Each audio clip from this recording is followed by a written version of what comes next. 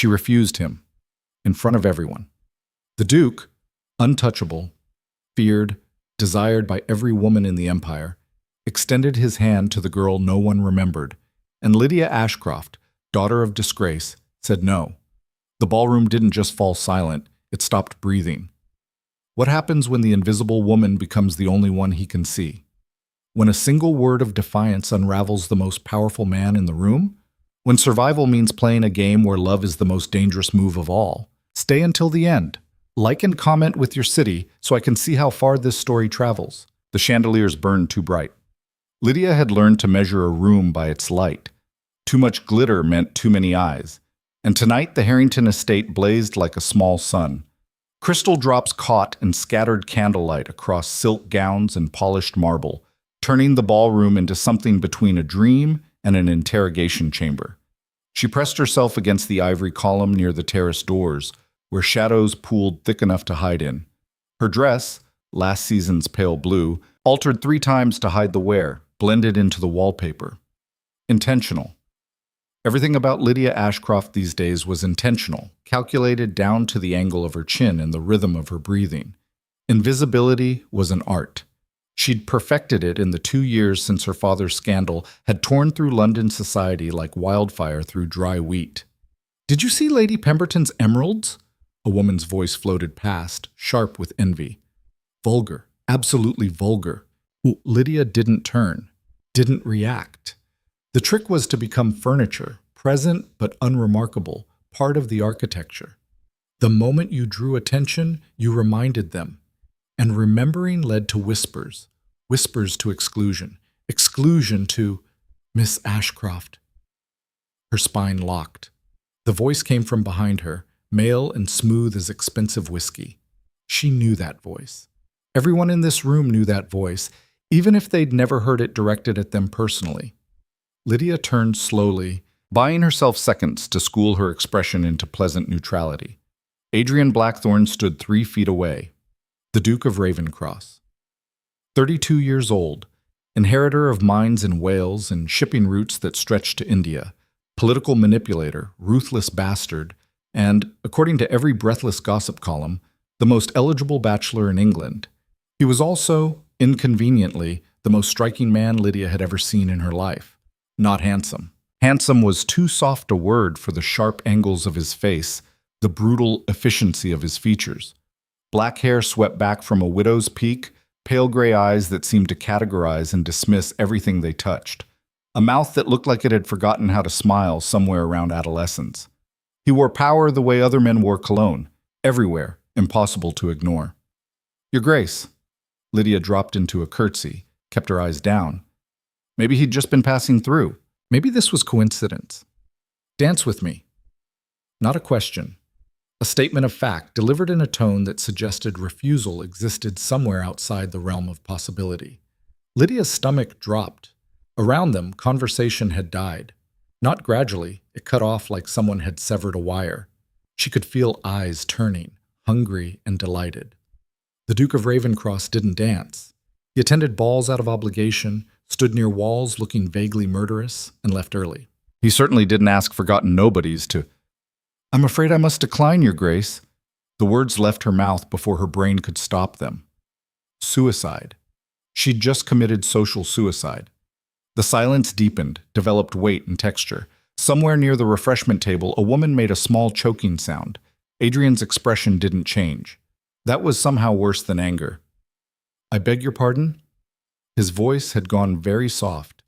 Lydia had heard wolves growl with more warmth. She forced herself to meet his eyes. Big mistake. Up close, they weren't just gray. They were smoke and steel and winter ice, and they were looking at her like she was a puzzle that had just rearranged itself into an unexpected shape. "I said no, Your Grace, but thank you for the offer." Run. Run right now. But running would draw more attention, cause more talk, and talk was exactly what Lydia had spent 2 years learning to avoid. Adrian tilted his head slightly, the gesture predatory. "You're refusing me." "Yes." "Why?" "Because I'm ruined goods and your political poison, and being seen with you would remind everyone exactly who I am and what my father did." Because your attention is a spotlight I can't afford. Because I've worked too hard to stay invisible to let you drag me center stage. I don't dance, Your Grace. You're at a ball. I'm at a ball I didn't wish to attend, wearing a dress that's seen better days, trying very hard not to be noticed. You're ruining that! The words came out sharper than intended. Lydia bit her tongue too late.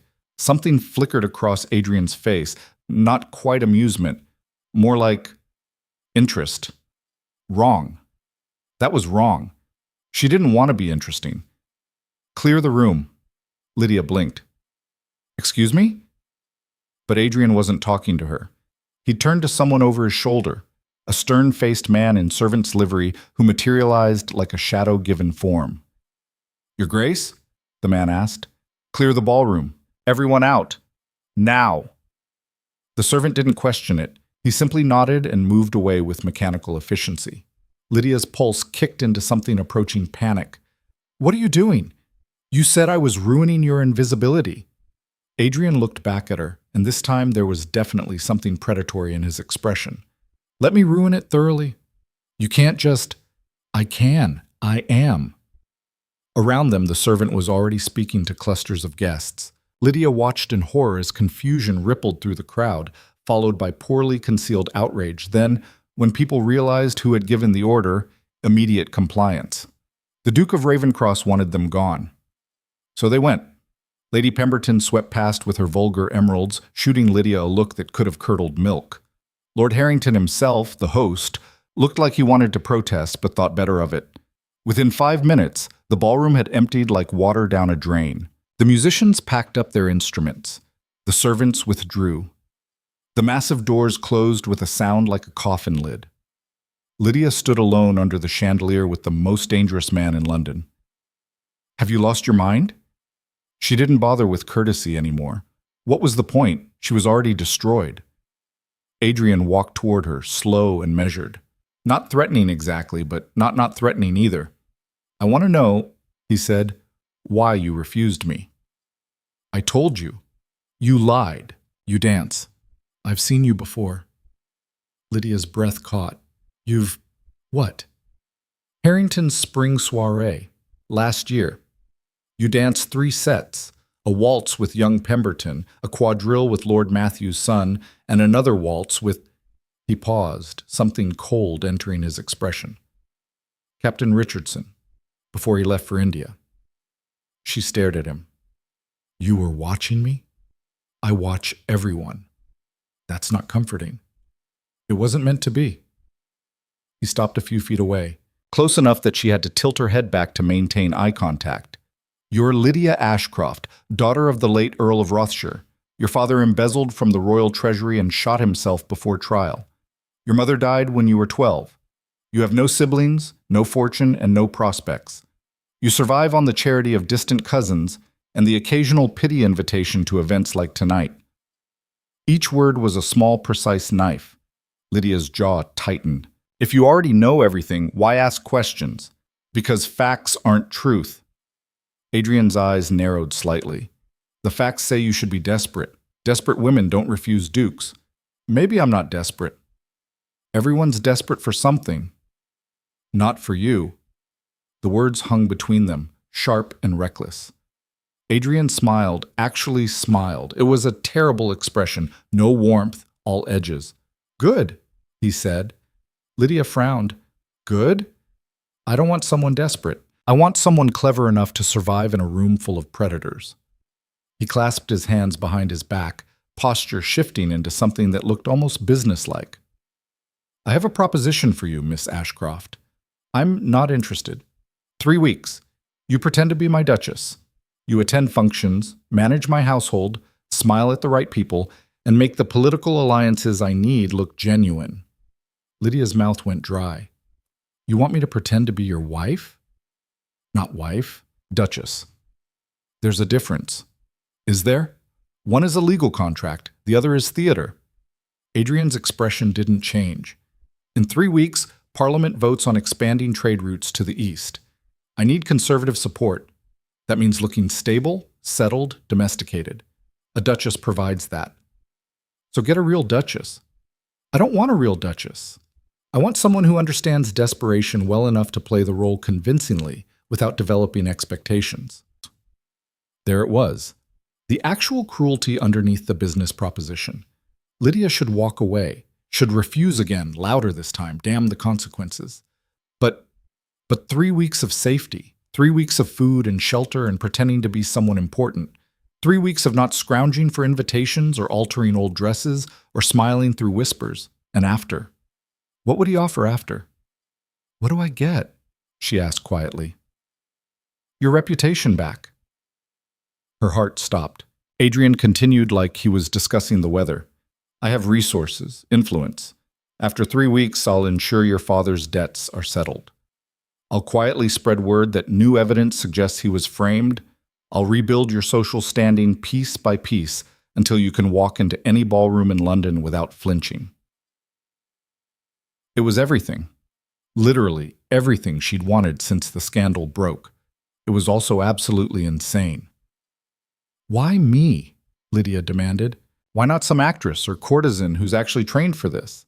Because they want too much, because they'd fall in love with the role and make it complicated. His eyes were cold. You're smart enough to hate me. That keeps things clean. I don't hate you.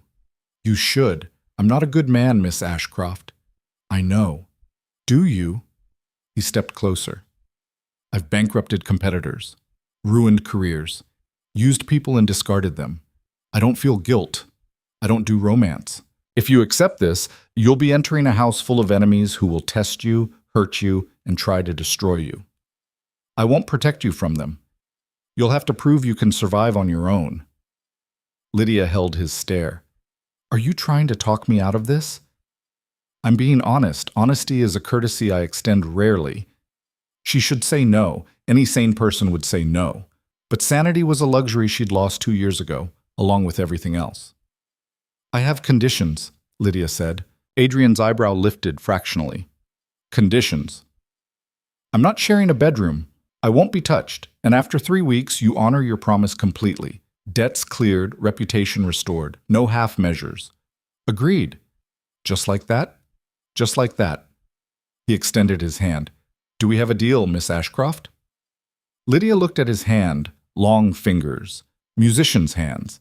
If musicians were capable of strangling someone efficiently. This was a mistake. A huge, catastrophic mistake. She took his hand. His grip was warm, firm, exactly as controlling as she'd expected. One more thing, Adrian said, not releasing her hand. While you're in my house, you'll have enemies, real ones, people who will see you as a threat or an opportunity. Trust no one. Not the servants, not the guests, certainly not me. How reassuring. It's not meant to be reassuring. It's meant to keep you alive. He finally let go. A carriage will collect you tomorrow at noon. Bring what you can carry. Everything else will be provided. Tomorrow? That's... Time is a factor. The sooner we begin, the more convincing the charade. He turned toward the doors, then paused. Oh, and Miss Ashcroft. Yes? Don't refuse me again. The first time was interesting. A second would be tedious. Then he was gone, leaving Lydia alone under the too bright chandelier in an empty ballroom with the lingering smell of candle wax and her own racing heartbeat. She'd just agreed to play Duchess to the devil himself. What the hell had she done? The carriage arrived exactly at noon. Lydia stood in the cramped upstairs room of her cousin's townhouse. Calling it her room was generous. It was a repurposed storage closet, and stared at the single trunk containing everything she owned. 3 dresses, all altered, a pair of worn dancing slippers, her mother's pearl earrings, fake but sentimental, a book of poetry she'd had since childhood, spine cracked, and pages dog-eared. Not much to show for 24 years of life. Going somewhere? Lydia turned to find her cousin Beatrice in the doorway, arms crossed, expression caught between curiosity and suspicion. The Duke of Ravencross has hired me, Lydia said carefully, as a companion to his household. Beatrice's eyes widened. Adrian Blackthorne? Lydia, that man is dangerous. Yes, everyone keeps mentioning that. I was going to say powerful. Beatrice stepped into the room, lowering her voice. Also dangerous. Also completely unsuitable for a woman in your position. What possessed you to... He's paying well. The lie came easily. Enough to settle some of father's remaining debts. Beatrice's expression softened slightly. She wasn't cruel, Lydia's cousin, just stretched thin. Supporting a ruined relation had cost her, socially and financially. How long? Beatrice asked. 3 weeks, maybe less. And then? Then I'll figure out what comes next.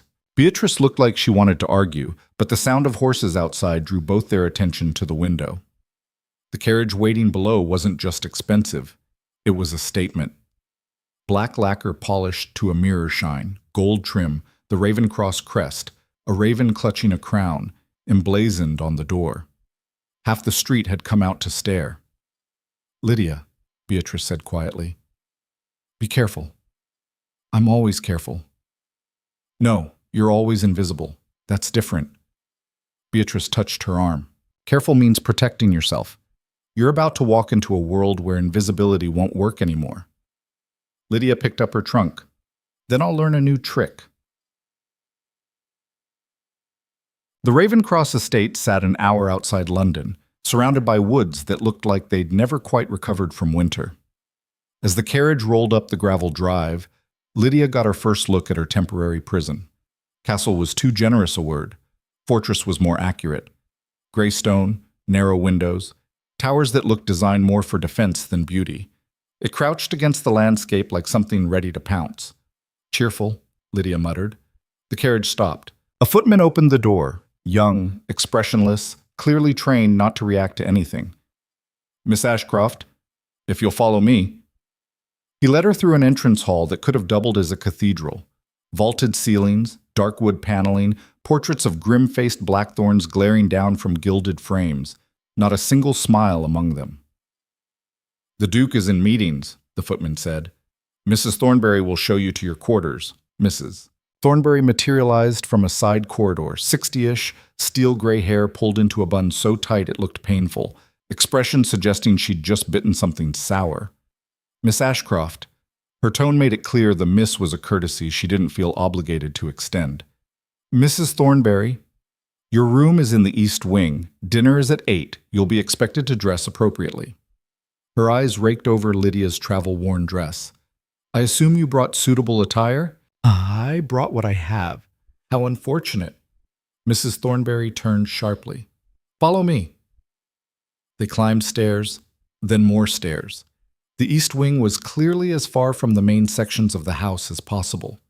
The room was fine.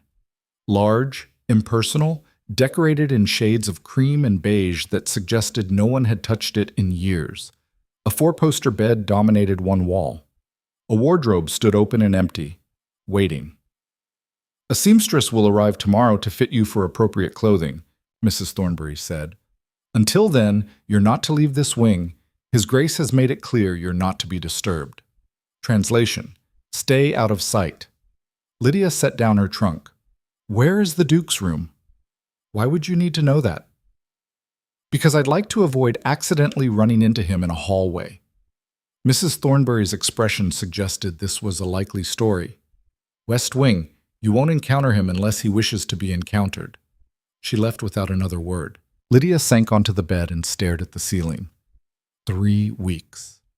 She could survive 3 weeks of anything. Dinner was a test. Lydia realized it the moment she entered the dining room and found Adrian already seated at the head of a table that could have hosted a small army. He wasn't alone. 3 other people occupied chairs spread out along the table's length, strategic placement designed to make conversation awkward and alliances obvious. Adrian stood as she entered, pure formality. His expression gave away nothing. Miss Ashcroft, allow me to introduce my household. The woman to his right was perhaps 40, beautiful in a brittle way, wearing diamonds that caught the candlelight. Lady Cordelia Ashford, my late uncle's widow. Lady Cordelia smiled without warmth. How lovely! Another charity case. The man across from her was younger, 30, maybe, with auburn hair and clever eyes. Mr. Marcus Webb, my business partner and occasional conscience. Marcus raised his wine glass slightly. emphasis on occasional. The third person was a woman about Lydia's age, dark-haired and watchful. Miss Helena Vance, Lady Cordelia's companion. Helena nodded, but didn't smile. Please, sit. Adrian gestured to the chair at the opposite end of the table, miles away. Lydia walked the length of that table, feeling every eye track her movement. She sat. A servant appeared immediately with wine. So, Lady Cordelia said, voice dripping false sweetness, how exactly do you know Adrian, Miss Ashcroft? We met at the Harrington ball. And he just invited you here? He required assistance with household matters. How specific? Cordelia's smile sharpened. And what exactly qualified you for such a position? Family connections, education, or simply, her eyes dragged over Lydia, availability? The insult was barely veiled. Lydia took a sip of wine, buying time. The vintage was extraordinary. Probably cost more than she'd seen in a year. I'd say persistence, she said finally, and a high tolerance for uncomfortable situations. Marcus choked slightly on his drink. Adrian's expression didn't change, but something in his eyes suggested amusement. Cordelia, however, looked less entertained. Charming, though I suppose Adrian has always had peculiar taste in companions. Cordelia, Adrian's voice was soft. Behave. I am behaving, darling. I'm simply getting acquainted with our guest. The meal arrived. Course after course of food Lydia barely tasted. She was too busy navigating verbal landmines. Cordelia asked pointed questions about Lydia's family, her education, her prospects. Each question designed to expose weakness. Marcus occasionally tried to redirect, throwing out comments about politics or business, but Cordelia steamrolled over him. Helena said nothing, just watched, evaluated. Adrian presided over it all like a king watching gladiators, contributing nothing, offering no protection, testing her. He'd said as much. By the time dessert arrived, Lydia's jaw ached from maintaining a pleasant expression. Tell me, Miss Ashcroft, Cordelia said, savoring what looked like chocolate mousse. Do you have any useful skills, or is your primary qualification being decorative? That was it, the breaking point. Lydia set down her fork carefully. I can read, write, keep accounts, manage a household on nothing, make a dress last 3 seasons, smile through insults, and apparently survive dinner with people who mistake cruelty for cleverness. Beau petits. Silence crashed down. Cordelia's expression went nuclear. Marcus looked delighted. Helena's mouth twitched. Might have been a smile. Adrian leaned back in his chair, wine glass balanced in one hand. Well, he said mildly. That was honest. Cordelia stood abruptly. I have a headache. Helena, we're leaving. Helena rose smoothly, but not before catching Lydia's eye. That was definitely a smile. Small, but real. They swept out. Marcus waited until the door closed, then started laughing. Oh, I like her. Adrian, she's perfect. It's too early to tell, Adrian said. She just told Cordelia to go to hell in 8 different ways. That's perfect in my book. Adrian's eyes found Lydia's across the expansive table. You'll regret that tomorrow. I already regret it now, Lydia admitted, but it felt good. Feeling good is expensive here. Everything's expensive here. Marcus laughed again. Oh, she really is perfect. Adrian stood. Marcus, leave. But now. Marcus left, still grinning. Adrian walked the length of the table, stopped beside Lydia's chair. Up close, he was even more intimidating than she remembered. That, he said quietly, was stupid. I know. Cordelia will make you pay for it. I know that too. Why do it then? Lydia looked up at him. Because I'm already ruined. Because I have nothing left to lose. And because someone needed to say it. Adrian stared at her for a long moment. Then, impossibly, his mouth almost smiled. Not quite, but close. Tomorrow you meet the rest of the household, he said. The staff, the tenants, everyone who will be watching to see if you're weak. Understood. Don't be weak. I'll try. He turned to leave, then paused. One more thing. Yes? You were right about Cordelia. She does mistake cruelty for cleverness. His eyes were cold. I don't. Remember that. Then he was gone, leaving Lydia alone with empty plates and the creeping certainty that she'd just crossed a line she couldn't uncross. But sitting in that enormous dining room in a house that wanted her gone, wearing a dress held together with hope and clever stitching, she felt something she hadn't felt in 2 years. Alive. Morning arrived with violence. Not literal violence, though Lydia's dreams had been full of it, but the kind that came with a knock so sharp it could have cracked wood. She jerked awake, momentarily disoriented by the unfamiliar ceiling, the too soft mattress, the smell of beeswax and old money. Right. The estate. The deal. The devil's bargain she'd shaken hands on. Miss Ashcroft, Mrs. Thornberry's voice cut through the door like a blade through silk. You're expected downstairs in 20 minutes. Plus, Lydia scrambled upright. For what? Staff assembly. His Grace insists on introducing you personally. The way she said personally made it sound like a threat. Lydia dressed in the same blue gown from yesterday, her only option until the seamstress arrived, and tried to tame her hair into something presentable. The mirror wasn't encouraging. She looked exactly like what she was. A girl playing dress-up in a world that would eat her alive given half a chance. Downstairs, the entrance hall had been transformed. Every servant in the household stood in perfect rows, maids, footmen, groundskeepers, kitchen staff, even the stable hands tracked in from outside, still smelling of horses and hay. 40 people, maybe more, all staring straight ahead with military precision. Adrian stood at the front, hands clasped behind his back, looking like he was about to inspect troops before battle. He saw Lydia on the stairs and his expression didn't change, but something in his posture shifted. Acknowledgement. Or warning. She descended carefully, aware of every eye tracking her movement. Miss Ashcroft? Adrian's voice carried across the hall without effort. Join me, please. She crossed the marble floor, feeling like she was walking to her own execution. Adrian waited until she stood beside him, then addressed the assembled staff. This is Miss Lydia Ashcroft. For the next 3 weeks, she will be acting as Duchess of this household. You will address her as Your Grace. You will defer to her authority in all domestic matters. You will treat her with the same respect you afford me. A ripple of shock ran through the crowd. Poorly concealed whispers. Someone near the back made a sound that might have been a laugh, quickly stifled. Mrs. Thornberry's face had gone rigid as plaster. I don't care, Adrian continued, voice dropping to something colder. What you think of this arrangement, I don't care about your opinions, your gossip, or your judgment. You have 2 choices. Obey or find employment elsewhere. I trust that's clear? Silence. The kind that came from genuine fear. Adrian turned to Lydia. The household is yours. Then he walked out, leaving her standing alone in front of 40 hostile strangers. For a moment, nobody moved.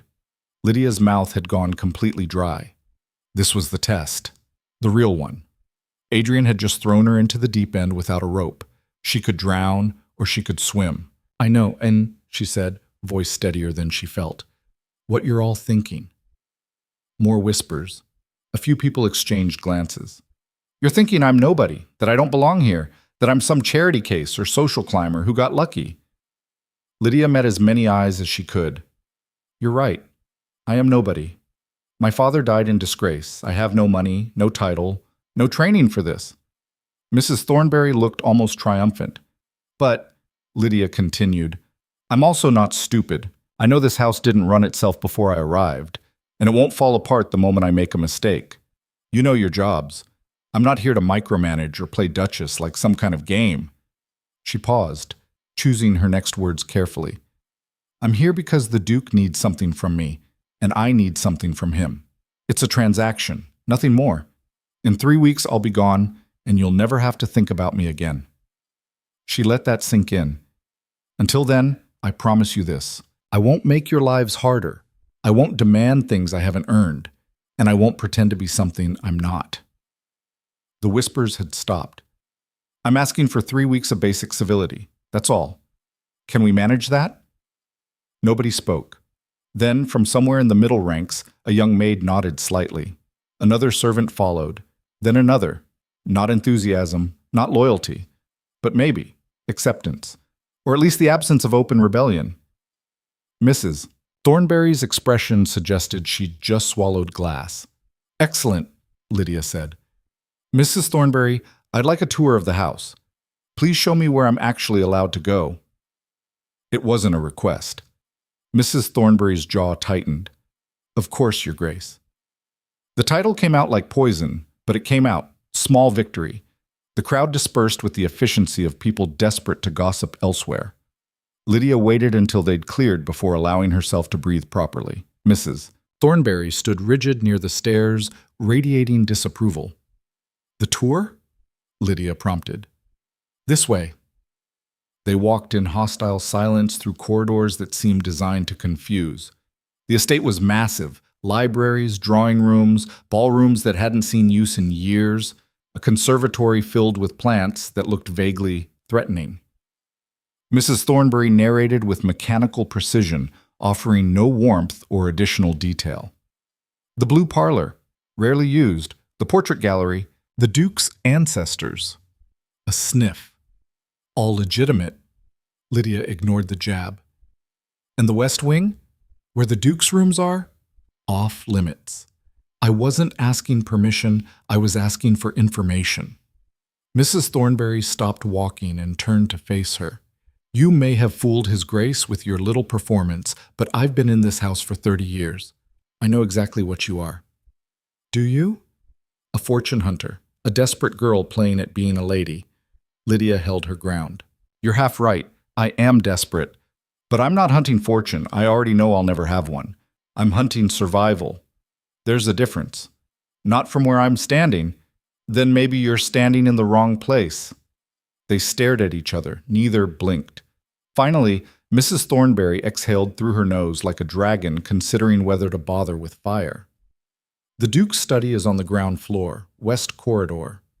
His private quarters are above. Bedroom, sitting room, a workspace he uses for sensitive correspondence. You are not, under any circumstances, to enter without explicit invitation. Understood. I mean it, Miss Ashcroft. His Grace values privacy above nearly everything. Violate that, and your 3 weeks will end considerably sooner. Lydia nodded. Anything else I should know? Yes. Mrs. Thornberry's voice dropped. Lady Cordelia will be hosting a dinner party tomorrow night. 12 guests, all influential. All watching to see if you're capable of managing even the simplest duties. Tomorrow? That's intentional. She announced it this morning. A grim smile. She wants you to fail. Of course she did. Lydia squared her shoulders. Then I won't fail. We'll see. Mrs. Thornberry walked away, leaving Lydia alone in a corridor lined with portraits of dead blackthorns, all of them looking thoroughly unimpressed. Right, Lydia muttered to the paintings. No pressure. The seamstress arrived that afternoon, a tiny woman named Miss Perry, who spoke in whispers and worked with frightening speed. She measured Lydia with the efficiency of someone assessing livestock, making small disapproving sounds at her posture, her worn undergarments, the calluses on her hands from mending her own clothes. You'll need at least 6 gowns, Miss Perry murmured, pins sticking out of her mouth like tiny swords. Day dresses, evening wear, something suitable for morning calls. The Duke was very specific about quality. How specific? He sent me sketches. Lydia blinked. Adrian drew sketches? Of dresses? Not just dresses, details, fabrics, colors that would complement your complexion. Miss Perry pulled out a leather portfolio and showed Lydia pages of precise, almost architectural drawings. The dresses were beautiful, not ostentatious, but elegant. Simple lines, rich materials, designed to make someone look expensive without screaming wealth. He drew all of these? Lydia touched one sketch, a deep burgundy gown with subtle embroidery. Last night, apparently, after dinner, Miss Perry studied Lydia's face. He's particular about details. Clothes send messages. He wants you sending the right ones. Controlling. Even her wardrobe was part of his strategy. But the dresses were gorgeous, and Lydia would be lying if she said she didn't want to wear them. How long until they're ready? 2 days for the first 3, the rest by week's end. I need something for tomorrow night. A dinner party. Miss Perry's expression suggested this was a complication, but not an insurmountable one. I'll have something delivered by tomorrow afternoon. It won't be perfect, but it will suffice. She left with her pins and measuring tape, and Lydia was alone again. She spent the rest of the day exploring the parts of the house Mrs. Thornberry had reluctantly shown her, trying to memorize layouts, understand the rhythms of the household. Dinner that night was mercifully solitary, a tray sent to her room with food she barely touched, too nervous about tomorrow to eat properly. She lay awake for hours, staring at the canopy above her bed, trying to plan for a dinner party she knew nothing about. Sleep, when it came, was shallow and full of drowning. The dress arrived at 3 in the afternoon, carried by 2 maids who looked at Lydia like she might explode. It was deep green, almost black in certain light, with delicate beading at the shoulders and a neckline that was modest but striking. When Lydia put it on, she barely recognized herself. She looked expensive, untouchable, like someone who belonged in rooms full of powerful people, like a duchess. The illusion was terrifying. Guests began arriving at 7. Lydia watched from an upstairs window as carriages deposited well-dressed aristocrats onto the drive. Men in dark coats, women in gowns that probably cost more than her father's debts. Predators, all of them. Adrian had been right about that.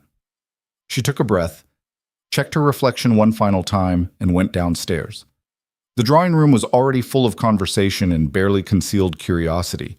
Cordelia held court near the fireplace, resplendent in gold silk, looking like she'd already won whatever game they were playing. Adrian stood near the windows, talking to an older man with military bearing. He glanced up as Lydia entered, and something flickered across his face. Not quite approval, more like calculation. The room noticed her arrival. Conversation didn't stop, but it shifted. Eyes tracked her movement. Cordelia's smile was pure venom. "Ah, there she is. Everyone, this is Miss Ashcroft, Adrian's project." "Duchess," Adrian corrected quietly, not looking at Cordelia. For the duration of her stay, she's to be addressed as Her Grace. The old military man raised an eyebrow. "Duchess? I wasn't aware you'd married, Blackthorn." "I haven't, but Miss Ashcroft is managing my household, which entitles her to the courtesy of the title." Adrian's tone suggested the topic was closed. Lydia crossed to him, acutely aware of every step, every breath. "Your Grace?" She kept her voice steady. "Forgive my lateness." "You're not late. You're exactly on time." He gestured to the military man. "May I introduce General Whitmore?" "General, this is Miss Lydia Ashcroft."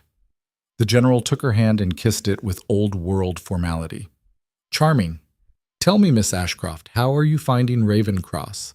I imagine it's quite different from London society." "A test. Everything here was a test. It's quieter," Lydia said, "though I'm learning that quiet doesn't mean peaceful." The general laughed, a genuine bark of amusement. "Very astute. Adrian, she's quick. I approve." "Your approval was never in question, General." More guests approached. Lydia was introduced to Lord Pemberton. Yes, the same Pemberton from the ball, who looked at her with undisguised confusion. His wife, a woman whose name Lydia immediately forgot, and several others who blurred together in a haze of titles and barely veiled hostility. Cordelia watched it all with the expression of a cat watching mice stumble into traps. Dinner was announced. They filed into the dining room where the table gleamed with silver and crystal. Adrian sat at the head. Cordelia had positioned herself at the opposite end, the hostess position, where Lydia should have been sitting. The seating arrangement was deliberate, a statement.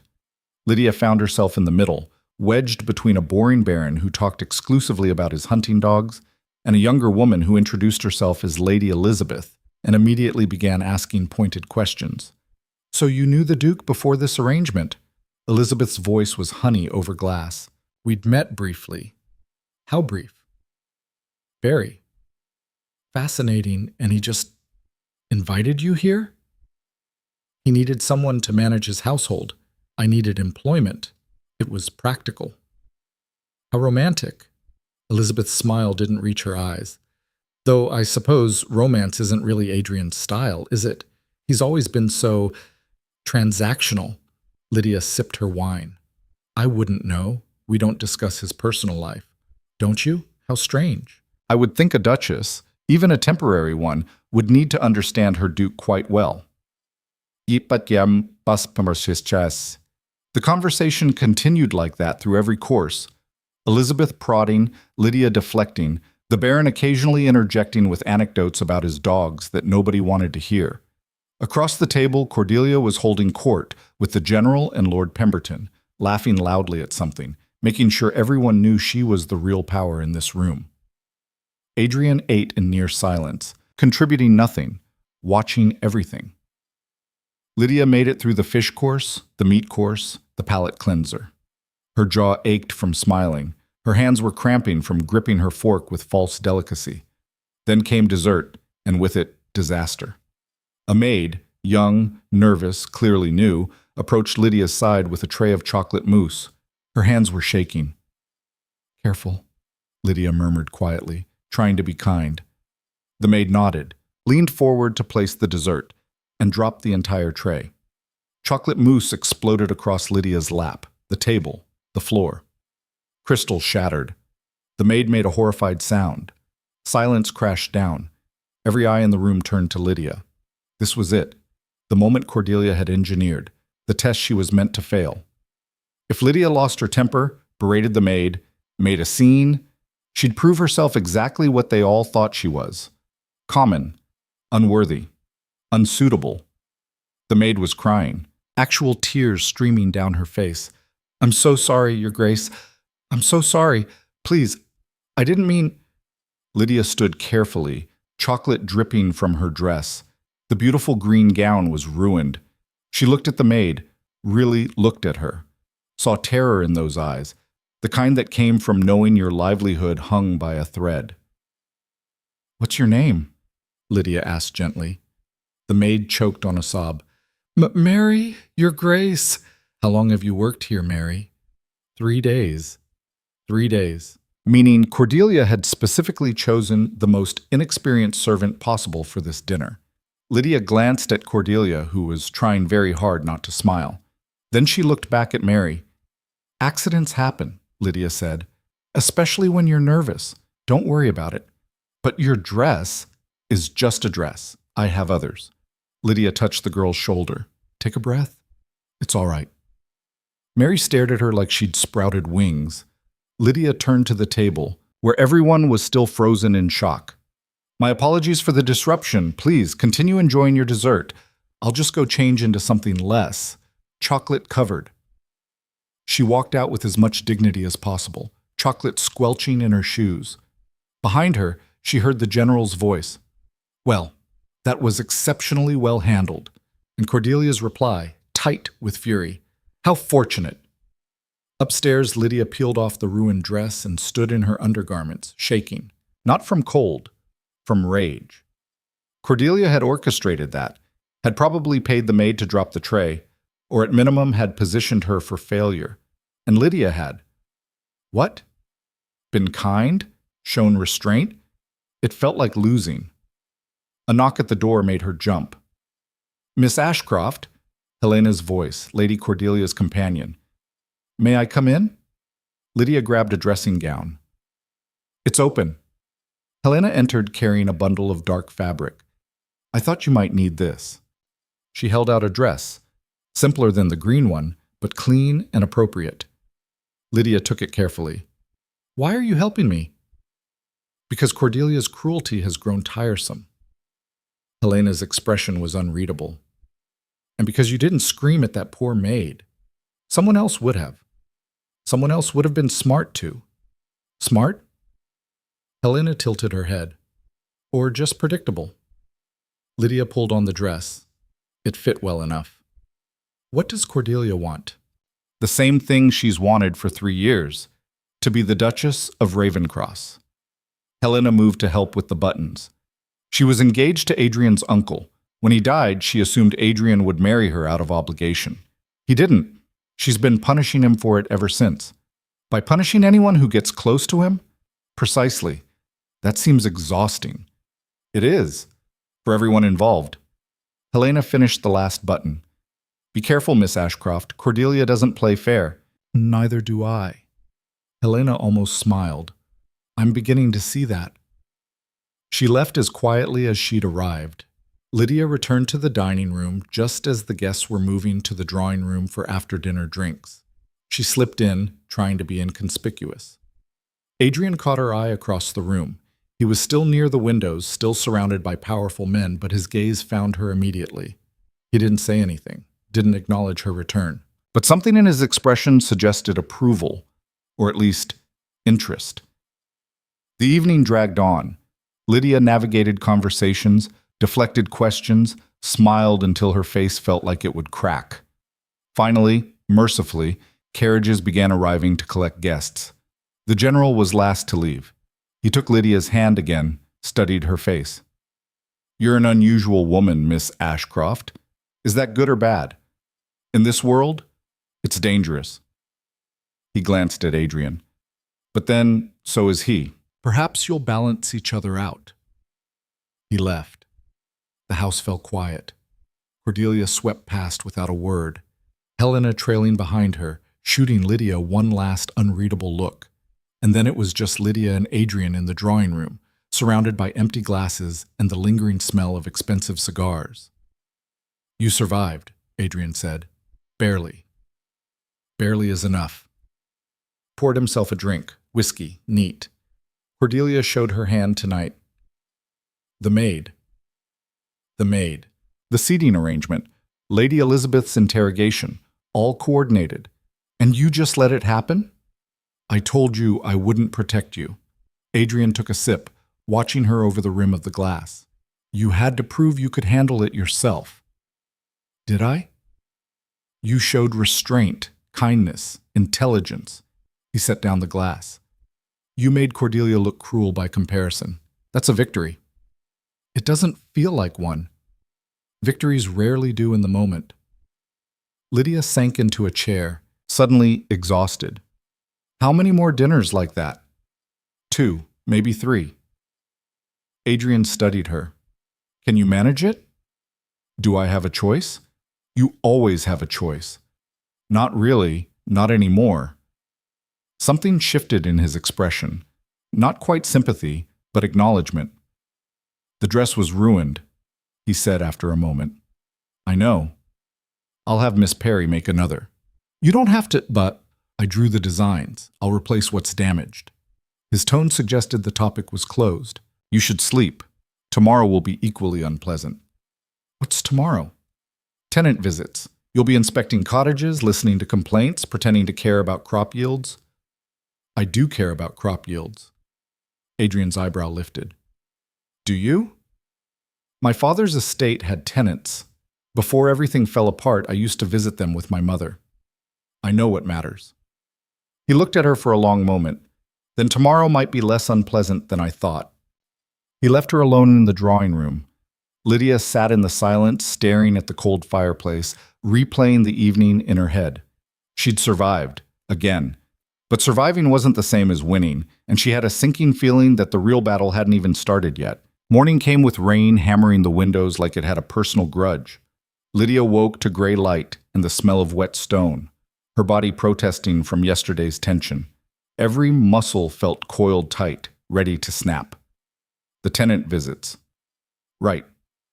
She dressed in one of the day dresses Miss Perry had rushed through, deep navy with practical buttons and a hem that wouldn't drag through mud.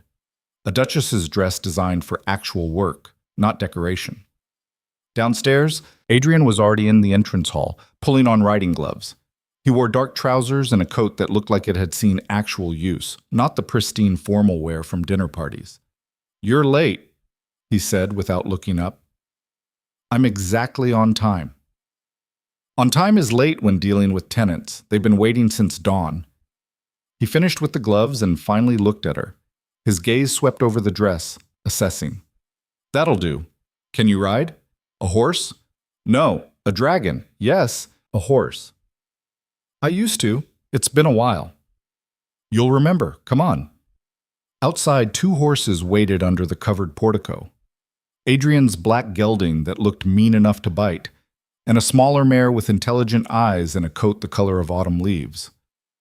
"That's Celeste," Adrian said. "She's patient with incompetence. Comforting." A groom helped Lydia mount. The saddle felt familiar and foreign at once, muscle memory fighting with years of disuse. Celeste shifted beneath her, testing. Lydia tightened her grip on the reins. "Behave. I'm having a terrible week." The horse's ears flicked back, maybe understanding, maybe judgment. Adrian swung onto his gelding with the ease of someone who'd been born in a saddle. "We're visiting 5 cottages. You'll listen more than you speak, observe how they live, what they need, what they're not saying. And then what? Then you'll tell me what you observed, and we'll see if you're as clever as you pretended to be at dinner." He urged his horse forward into the rain.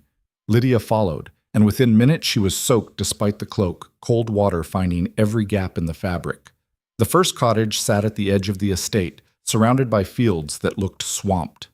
An older man waited outside despite the weather. John Miller, Adrian introduced him as. Tenant farmer for 20 years. "Your Grace." Miller nodded to Adrian, then looked uncertainly at Lydia. "And, Miss?"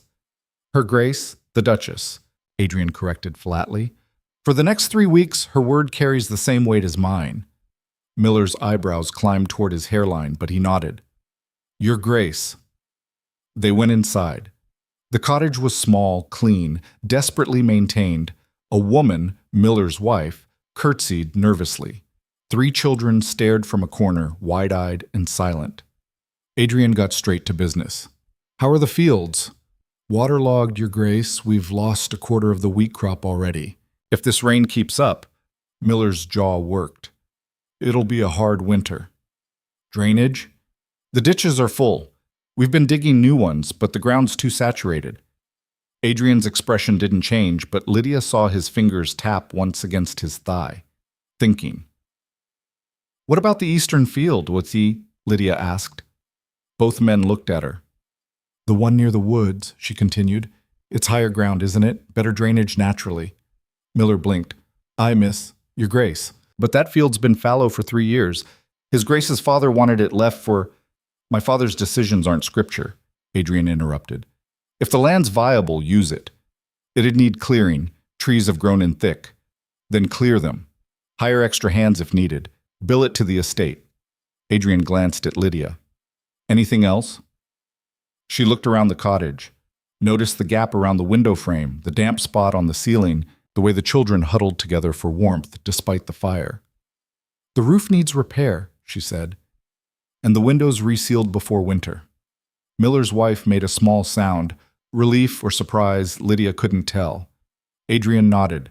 "Send word to the estate. Someone will come by week's end." They left. Back in the rain, Adrian said nothing until they were out of earshot.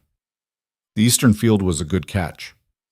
"My father used to rotate fields every 3 years, basic land management.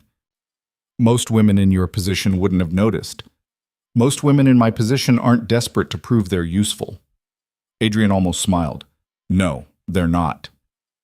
The second cottage was worse, a young couple with a new baby, living in conditions that made Lydia's chest tight.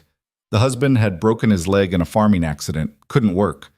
They were behind on rent, terrified of eviction. Adrian listened to their stumbling explanations with the same neutral expression he wore everywhere. Then he said, "Rent's deferred until spring. Use the winter to heal. When you're back to full strength, we'll discuss repayment." The wife started crying, actual sobbing relief.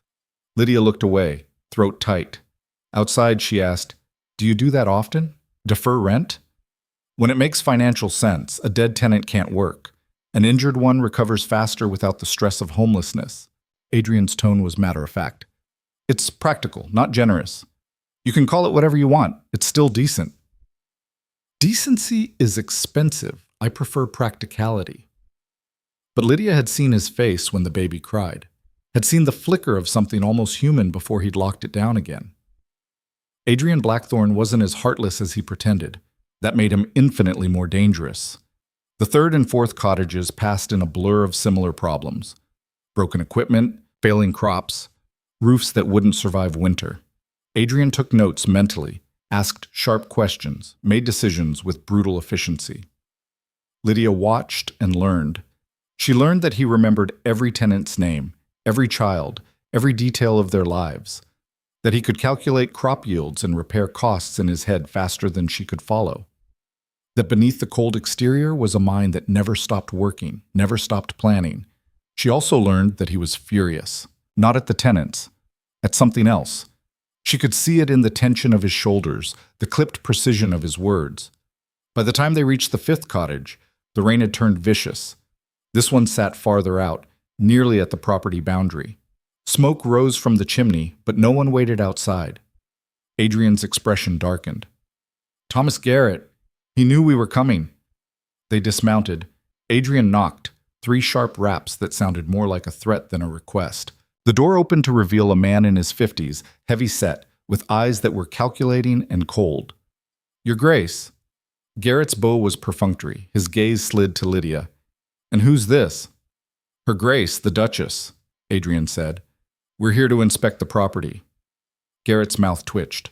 "Duchess? Since when?" "Since I said so. Let us in." Garrett stepped aside, but his expression suggested he was doing Adrian a favor. The cottage interior was different from the others, larger, better furnished, and something about it felt wrong. Too prosperous for a tenant farmer, too carefully arranged. "How are your fields?" Adrian asked. "Fine." "Drainage issues?" "None." "That's impressive, considering every other field on the estate is flooded." Garrett shrugged. "I manage my land better." Lydia drifted toward the window while they talked, looking out at the fields beyond. Something caught her eye, movement near the tree line, men loading something onto a cart. No, not something, sacks of grain. Her stomach dropped. She glanced back. Adrian and Garrett were still talking, tension crackling between them like electricity. Lydia made a decision. "I need air," she said. "The rain's making my head ache." Adrian shot her a sharp look, but she was already moving toward the door. Outside, she walked quickly toward the tree line, keeping low. The rain covered the sound of her footsteps. 3 men were loading the cart, working fast. The sacks were stamped with the Ravencross crest, estate grain, being stolen. "Oi!" One of the men spotted her. "Who the hell?" "I'm the Duchess," Lydia said, voice colder than she felt. "And you're stealing from the Duke's stores." The men exchanged glances. Then the largest one stepped forward, grinning in a way that made Lydia's skin crawl. "Duchess? That's a good one. You look more like a drowned rat." He reached for her. Lydia didn't think. She grabbed a fallen branch from the ground and swung it hard into his knee. He went down with a howl. The other 2 lunged. She ran. Boots pounded behind her. Lydia's lungs burned, legs screaming, mud trying to drag her down with every step. She burst back into the cottage clearing just as Adrian emerged from Garrett's door. His eyes went wide. "Lydia." "Theft," she gasped. "Grain stores, tree line, 3 men." The men crashed out of the woods behind her. Adrian's expression went from surprise to something absolutely lethal. He moved faster than Lydia thought possible, intercepting the first man with a punch that dropped him like a stone. The second got an elbow to the face. The third had the sense to stop running. It was over in seconds. Adrian stood over the groaning men, breathing hard, knuckles bloody. Then he turned to Garrett, who'd gone pale. "Your men," Adrian said quietly. "Your grain. I don't know what. Don't." Adrian's voice could have frozen hell. "Don't insult me by lying." Garrett's face twisted. "You take everything. The land, the crops, the profits. What are we supposed to live on? Your rent is fair. Your yield is recorded. If you're struggling, you negotiate. You don't steal." "Negotiate?" Garrett laughed bitterly. "With you? You're a blackthorn. You don't negotiate, you dictate." "I defer rent for injured tenants. I repair roofs. I clear fields." Adrian stepped closer. "I give every person on this estate more chances than they deserve. But theft?" His voice dropped. "That I don't forgive." "So what? You'll throw me off the land, ruin me?" "No, I'll give you exactly one choice." Adrian's eyes were ice. "Return what you've stolen. Work off the debt through labor. Follow the rules. Or leave tonight and never use my name for reference anywhere in England." Garrett stared at him. "That's it?" No trial? No public humiliation? I'm not interested in humiliation. I'm interested in results. Adrian glanced at the men on the ground. These three are banned from the property. You have until sunset to decide. Choose wisely. He turned and walked toward the horses. Lydia stood frozen, heart still racing, covered in mud and rain and the lingering terror of being chased. Adrian paused. Are you coming? She followed on shaking legs. They rode back in silence, the rain finally easing to a drizzle. Lydia's hands trembled on the reins. Adrenaline crash, probably, or delayed terror. Adrian said nothing until they reached the estate, dismounting in the stable yard. Then he turned to her, expression unreadable. That was stupid. I know. You could have been hurt. I know that too. Why didn't you just tell me what you saw? Because... Lydia stopped. Why hadn't she? Because I wanted to be sure. Because I didn't want to accuse someone without evidence. So you decided to gather evidence alone, unarmed, against three men twice your size. When he put it like that, it did sound insane. I wasn't thinking clearly, she admitted. Clearly. Adrian pulled off his gloves, fingers steady despite the violence minutes ago. But you were right. About the theft. About Garrett. Does that happen often? Tenants stealing? More than I'd like, less than it could be. He studied her face. You're shaking. I'm cold. You're terrified. There's a difference. Lydia wrapped her arms around herself. I've never been chased before. It was unpleasant. Unpleasant? Adrian's mouth twitched. You have a gift for understatement. A groom approached to take the horses. Adrian waved him off. I'll handle them. Take Miss Ashcroft inside. Have Mrs. Thornberry draw a bath. I'm fine. You're covered in mud and shaking like a leaf. You're not fine. His tone left no room for argument. Go, warm up. We'll discuss this later. Lydia wanted to argue, but her teeth were starting to chatter. She went.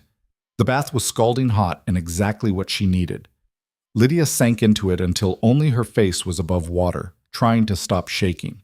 She'd been chased, grabbed at, could have been seriously hurt, and Adrian had moved like violence was second nature, like he'd been trained for it. Who was he really? Beneath the title and the cold exterior and the carefully controlled mask, she was starting to suspect she didn't want to know the answer.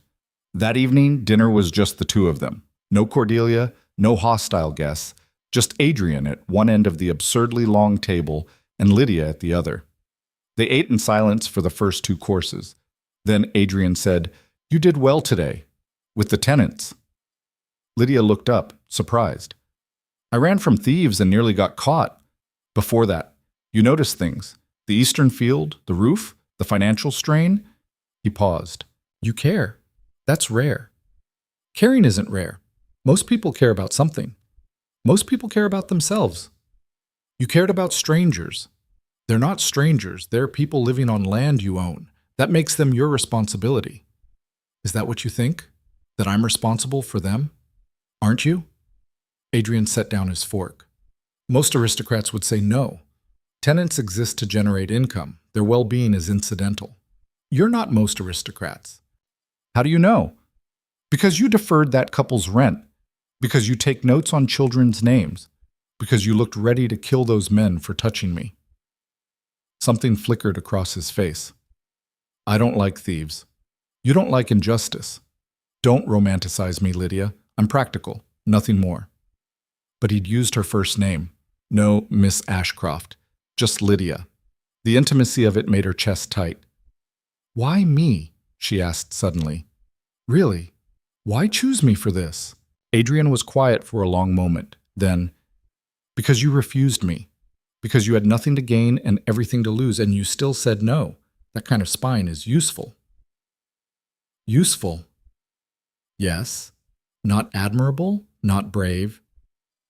Those are just other words for useful. His eyes met hers across the table. I don't deal in sentiment, Lydia. I deal in results. You're giving me results. How romantic. I warned you I wasn't romantic. You did. Lydia took a sip of wine. But you're also lying. Adrian's eyebrow lifted. About? About not caring. About being purely practical. You care, Adrian. You just hide it better than most people. Careful. You're starting to sound like you might like me. I don't like you. Good. That keeps things simple. But his mouth had almost curved into something resembling a smile. They finished dinner. Adrian retreated to his study, and Lydia went to her room. She should sleep, should rest. Instead, she found herself pacing, restless and wired. The day had been too much, too intense. She'd seen Adrian angry, violent, almost gentle.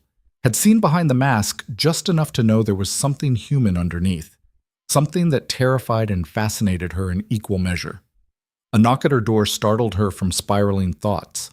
Helena stood in the hallway, looking uncharacteristically disheveled. I need to talk to you, she said quietly. Now, privately. Lydia stepped aside. Helena entered and closed the door carefully. What's wrong? Cordelia's planning something for the parliamentary vote. Helena's voice was urgent.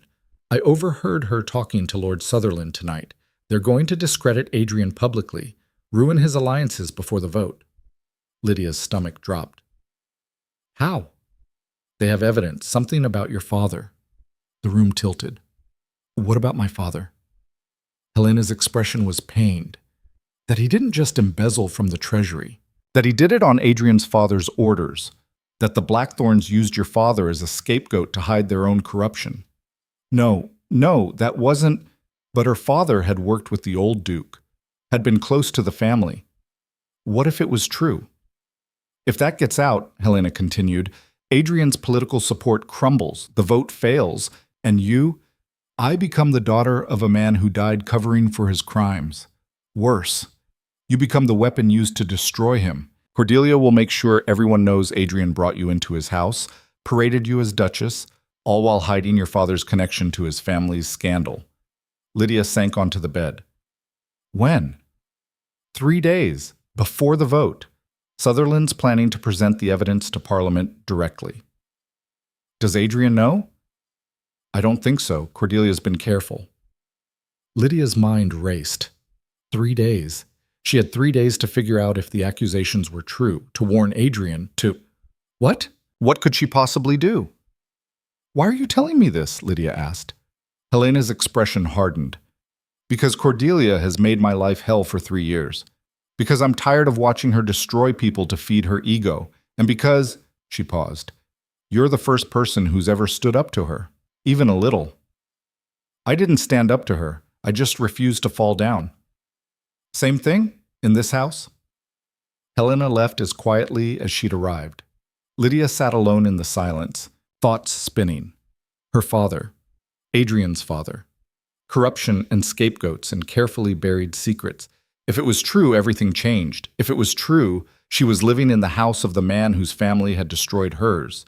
If it was true, the charade was built on bones and lies. She should confront Adrian, demand answers. But what if he already knew? What if he'd chosen her specifically because of her father's connection? What if this whole arrangement was just another layer of manipulation? Trust no one, he'd said, especially not him. Lydia stood and walked to her door, hand on the handle. Down the hallway, light still showed under Adrian's study door.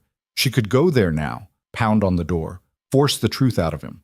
Or she could investigate herself, find the evidence before Cordelia weaponized it, control the narrative instead of being crushed by it. The study light flickered. Lydia made her choice. She turned away from Adrian's door and headed for the library. If there were records, documents, anything about her father's relationship with the old Duke, they'd be in the estate archives. The library was dark and vast, shelves climbing toward shadows. Lydia lit a candle and started searching. An hour passed, then 2. She found ledgers, correspondence, decades of Blackthorn business carefully cataloged and filed. Then, in a locked drawer she picked open with a hairpin. She'd learned that particular skill during lean times in London. She found them. Letters. Between her father and Adrian's father. She read them by candlelight, and with each page the truth assembled itself like a knife sliding between her ribs. Her father had been involved, had known about the embezzlement, had taken money, not stolen it, but accepted payment for silence. But he'd tried to stop it. The later letters were frantic, desperate. Her father threatening to expose everything. The old Duke threatening to destroy him if he did. Then her father died. And the scandal erupted exactly as the old Duke had wanted, pinning everything on a dead man who couldn't defend himself. Lydia's hand shook as she read the final letter. It was dated 3 years ago. Written by Adrian himself, to whom it may concern. My father was a criminal. The allegations against Earl Rothschild were partially accurate but incompletely attributed. Investigation shows shared guilt. I'm working to clear Rothschild's name quietly, but political complications make public vindication impossible at this time. The family deserves better. I will ensure they receive it when circumstances allow. Adrian had known. For 3 years, he'd known her father was innocent, or at least not solely guilty, and he'd done nothing. You should have knocked! Lydia spun around. Adrian stood in the doorway, still dressed, expression unreadable in the dim light. You knew, Lydia whispered. You knew what your father did to mine. Yes. For 3 years. Yes. And you said nothing, did nothing. I did what I could within political constraints. Political constraints? Her voice rose. My father died in disgrace. My family was destroyed. And you sat on the truth for political convenience? It wasn't convenience. It was necessity. Adrian stepped into the room. If I'd exposed my father's crimes 3 years ago, it would have destroyed both our families. The scandal would have been worse, not better.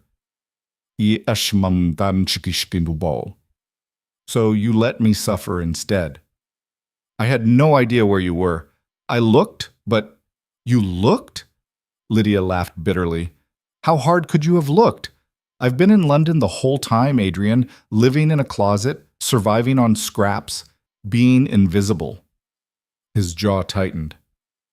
I know, I found you last year. The world stopped. What? At Harrington's spring soiree.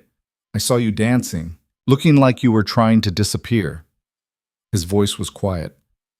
I've been watching since then, waiting for the right moment. The right moment for what? To fix what my father broke, to give you back what you lost. Adrian met her eyes. The deal we made, it was never just about political alliances, Lydia. It was about restoring your family's name, using my position to force the truth into the open in a way that protects you instead of destroying you. Lydia stared at him. I don't believe you. I don't care if you believe me. It's true. Then why not just tell me? Why the charade? Why the whole fake Duchess arrangement? Because you would have refused. You would have seen it as charity or pity or manipulation. His expression was hard. You needed to believe you were useful, that you'd earned it. Otherwise, you never would have accepted. He was right. She wouldn't have. But knowing that didn't make the betrayal hurt less. Cordelia knows, Lydia said flatly. She has evidence. She's planning to expose everything in 3 days. Adrian's expression didn't change, but she saw his hands curl into fists. How do you know this? Helena told me. And you believe her? More than I believe you right now. That landed. She saw it hit. Adrian exhaled slowly. If Cordelia presents that evidence to Parliament, everything falls apart. The vote fails. Your father stays disgraced. My family's corruption becomes public. We both lose. So what do? We? His eyebrow lifted. You still want to help me? Lydia looked at the letters scattered across the desk, at the truth laid bare in her father's handwriting. She was furious, betrayed, ready to walk out and never look back. But her father had tried to do the right thing, had tried to expose the corruption, and he'd been destroyed for it. She could walk away now, let Adrian face the consequences alone, or she could finish what her father started. I don't want to help you, Lydia said quietly. I want justice. For my father. For everyone your family hurt. If working with you gets me that, fine. But the second this is over, we're done. Adrian's expression was unreadable. Understood. So what's the plan? Cordelia has evidence. We get it before she can present it. How? Adrian's smile was cold and sharp. We steal it. Lydia stared at Adrian like he'd suggested they burn down Parliament. Steal it, she repeated. You want us to steal evidence from Cordelia? Yes. That's insane. It's efficient. Adrian moved to the desk, gathering the scattered letters with practiced care. Cordelia keeps sensitive documents in her private study. 3rd floor, East Wing. She's hosting a card party tomorrow night. Half the house will be occupied. Perfect distraction. You've thought about this before. I think about everything before. He locked the letters back in the drawer. The question is whether you're willing to help or if righteous anger is more important than results. Lydia wanted to hit him, wanted to scream, wanted to demand why he thought she'd trust him after everything he'd hidden. But he was right. Hating him wouldn't clear her father's name. What do you need me to do? Adrian's expression didn't change, but something in his eyes shifted. Relief, maybe. Or respect. Keep Cordelia occupied during the party. Make sure she doesn't leave the drawing room. I'll handle the rest. That's it? Just distract her? Cordelia despises you. Keeping her attention will be harder than you think. He moved toward the door, then paused. And Lydia? If this goes wrong, I'll take full responsibility. Your name stays clear. How noble. It's not noble, it's insurance. You're more valuable to me with a clean reputation. There it was. The cold pragmatism that made him simultaneously infuriating and effective. Why did you really choose me? Lydia asked quietly. Was any of it true? About needing someone who could survive here? Adrian looked at her for a long moment. All of it was true, including the part about your father, especially that part. I don't know if that makes it better or worse. Neither do I. He left her alone in the library, surrounded by shadows and the ghost of her father's words. The next day crawled by with excruciating slowness. Lydia went through the motions, breakfast alone, a meeting with Mrs. Thornberry about household accounts, an afternoon pretending to read in the conservatory while her mind spun through every possible disaster scenario. Adrian was nowhere to be seen, locked in his study, according to the servants. Planning, probably. Or avoiding her. By evening, Lydia's nerves were stretched wire-thin. She dressed for the card party in a gown Miss Perry had delivered that morning, deep burgundy silk with black lace at the sleeves. It made her look older, more severe, perfect for playing the part of a duchess who belonged here, even if it was all theater.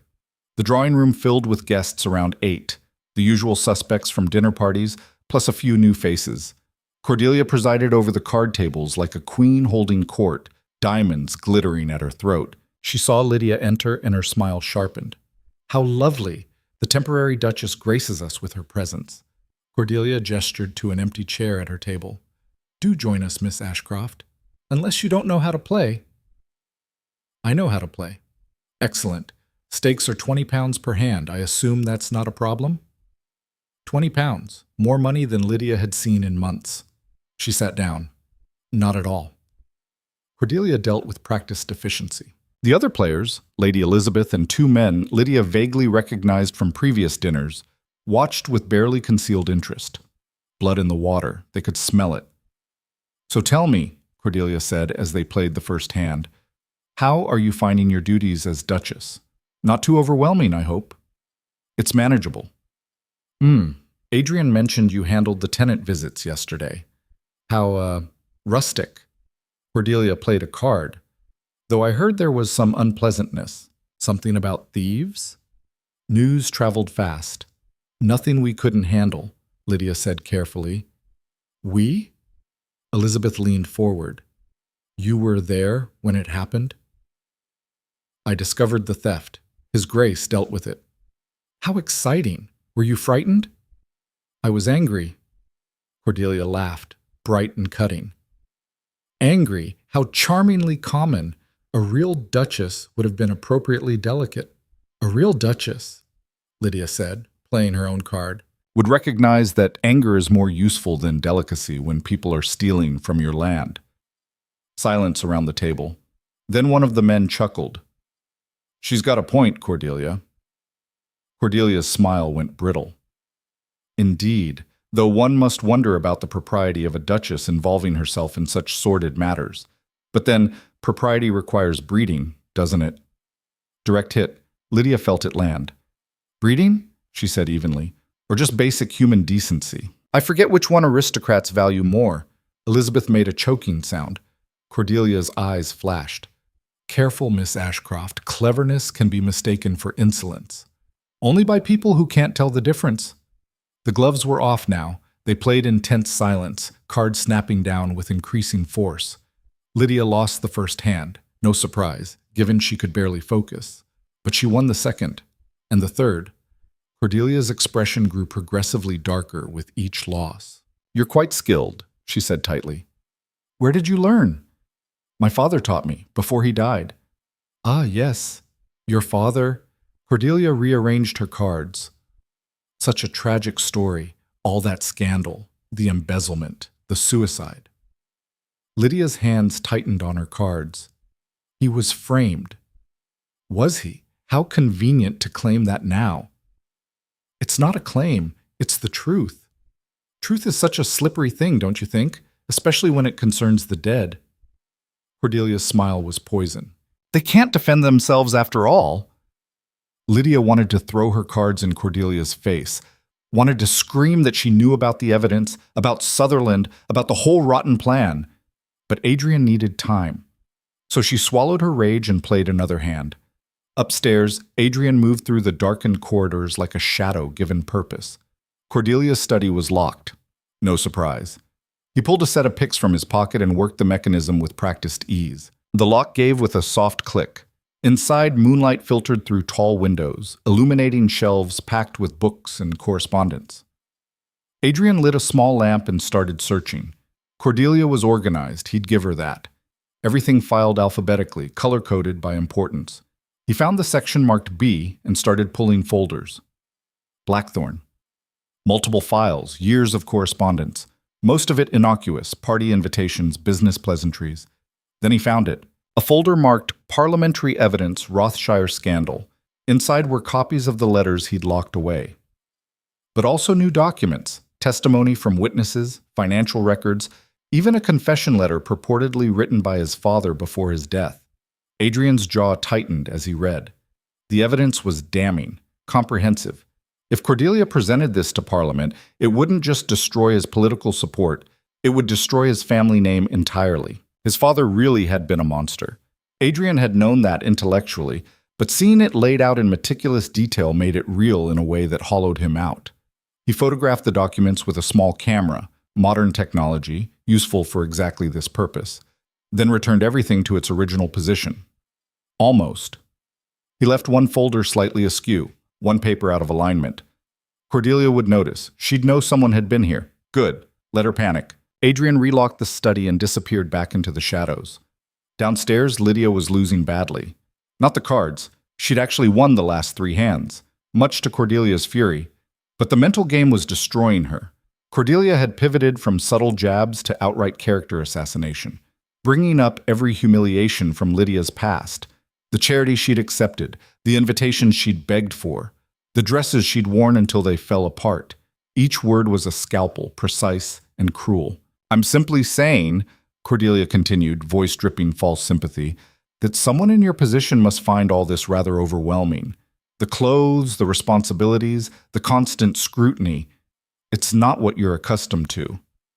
You're right, Lydia said quietly. I'm accustomed to working for everything I have, to earning respect instead of buying it, to surviving instead of just existing. Elizabeth's eyes went wide. One of the men coughed into his drink. Cordelia's smile froze. How quaint. Though survival is rather different from success, isn't it? Is it? You've survived on your late husband's name for 3 years. I'm not sure that counts as success. The room went dead silent. Cordelia stood abruptly, cards scattering. I think this game is over. We're in the middle of a hand. I said it's over. Cordelia's voice could have cut glass. I'm retiring for the evening. Enjoy your temporary victory, Miss Ashcroft. I promise you, it won't last. She swept out, Helena trailing behind her like a shadow. The remaining players exchanged glances. Then Elizabeth started laughing. That was spectacular. That was suicide, one of the men corrected. Cordelia will crucify you. She was already planning to. Lydia stood, legs shaking slightly. At least now she'll do it honestly. She excused herself and went to find Adrian. He was in his study, door unlocked. She entered without knocking. Adrian looked up from his desk, where photographs were spread out like evidence at a crime scene. "Did you get it?" Lydia asked. "All of it." He gestured to the images. "Enough to prove my father's guilt. Enough to clear your father's name. Enough to destroy Cordelia's leverage." Lydia moved closer, studying the photographs. Her father's handwriting stared back at her from copied letters. Desperate, terrified, human. "He tried to stop it," she whispered. "Yes, and your father killed him for it." Adrian's expression was carved from stone. "My father didn't pull the trigger, but he might as well have." "Does that make you guilty too?" "Legally? No. Morally?" He met her eyes.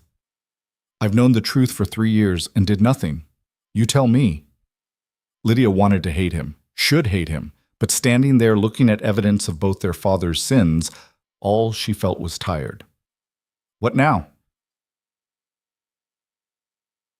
she asked.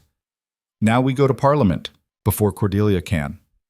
We present the full truth, my father's crimes, your father's innocence, everything. Let them see we're not hiding anything. That'll destroy your political support. Probably. You'll lose the vote. Maybe. Maybe not." Adrian started gathering the photographs. Honesty is a novelty in politics. It might work in our favor.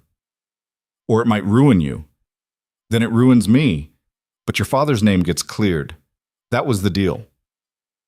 Lydia stared at him. "You'd sacrifice everything to keep your word?" "I'd sacrifice everything to fix what my family broke." He looked at her. "There's a difference." "Is there?" "Yes. One's about honor, the other's about debt." His voice was quiet. "I owe you this, Lydia. I owe your father. I owe everyone the Blackthorns have destroyed over the years. You can't fix everything." "No, but I can fix this." Footsteps in the hallway made them both freeze, heavy, fast, angry. The door crashed open. Cordelia stood there, face white with fury, Helena behind her looking terrified. "You!"